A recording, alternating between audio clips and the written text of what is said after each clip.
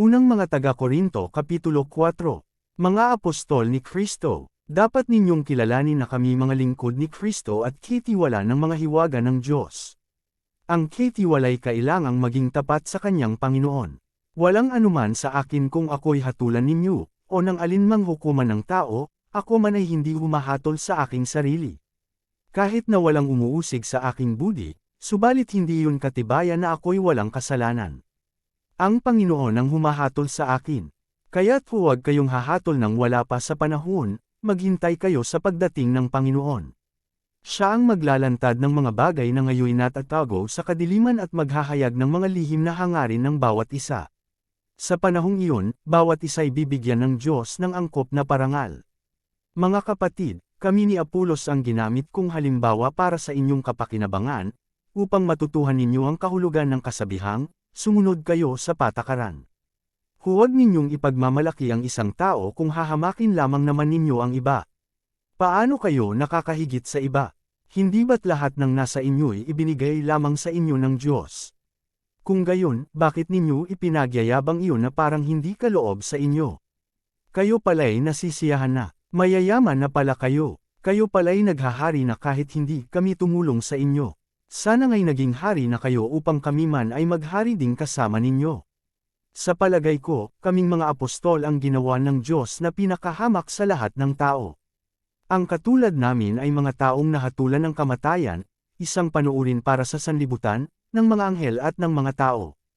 Kami mga hanggal alang-alang kay Kristo, kayo na may marurunong dahil kay Kristo.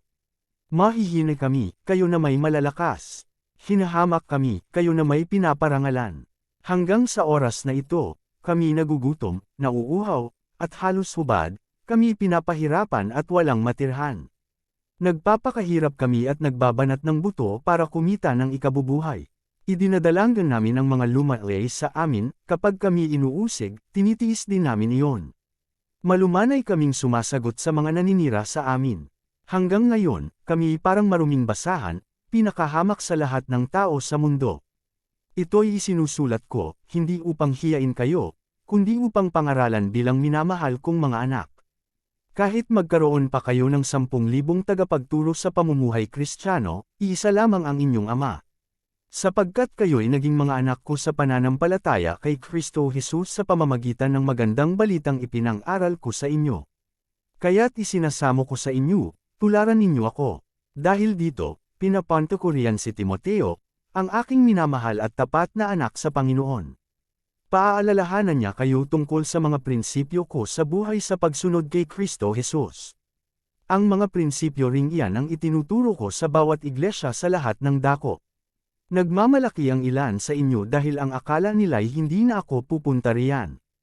Ngunit kung loloobin ng Panginoon, ako'y pupunta riyan sa lalong madaling panahon.